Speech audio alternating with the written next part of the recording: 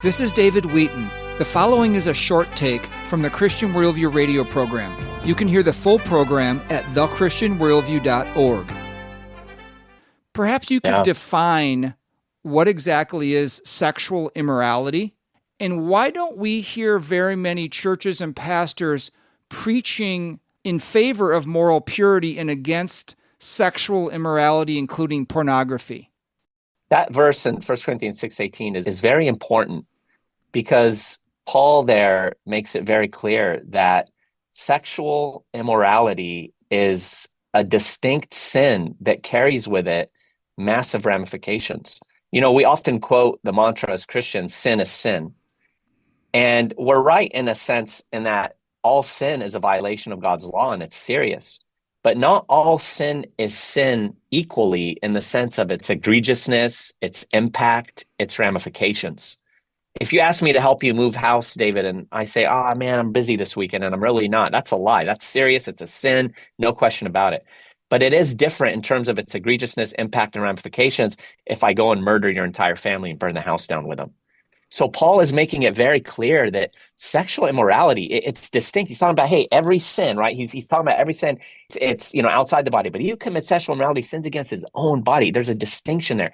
When we look at Romans chapter 1, sexual immorality is part and parcel with reprobation. It's like, this is a given over type of sin, right? And so we have to recognize that. And yeah, sexual immorality is basically, in essence, any unlawful sexual activity. Unlawful meaning anything that violates what God has revealed in his word is permissible in the arena of sex, which he created, which he designed. It's wonderful and beautiful and amazing, but Satan has twisted it. The world has tainted it. Our flesh has perverted it. And so anything outside the confines of intimacy between one man and one woman, a husband and wife, in the bonds of marriage, is sexual morality. I mean, and Jesus made it clear. It's not just the physical act. If you look at a woman to lust after her, you've committed adultery already with her in your heart. And so whether it's lust, pornography, fornication, adultery, homosexuality, and any other form of forbidden sexual activity, it is sexual immorality. And the reason why we don't hear it addressed often from pulpits is because, sadly, many people in leadership are afraid of what people will think. It's an uncomfortable subject.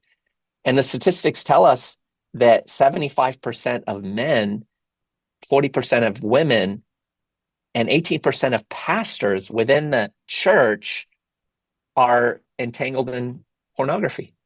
I mean, 75% of men.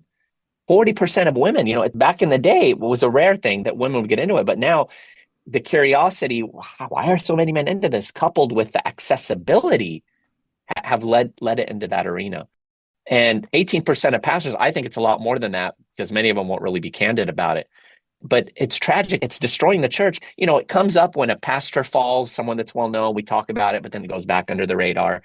And the reason they often don't talk about it is because they're worried about what people will think. They're afraid of maybe the pews clearing, and it's uncomfortable. And I think sometimes a lot of pastors are struggling with it to one degree or another themselves, and they don't want to have to touch on it because it hits a nerve in their own heart.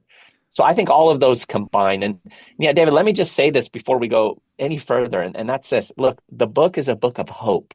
It's not a beatdown book. It's all about how there is victory in Christ. That no matter how far men have gone into this sin, they can be delivered from it by the grace of God. It's not about the arm of the flesh and us doing it ourselves. It's not moralism. It's God's grace and all that he's supplied you to be able to do it. And so there's hope and there's grace, but men have to man up and stand up and say, I'm owning this. I'm calling it what it is. I'm not making any excuses, and I'm going to deal with it. This has been a short take from the Christian Worldview radio program. To hear the full program and connect with this nonprofit radio ministry, go to thechristianworldview.org. I'm David Wheaton.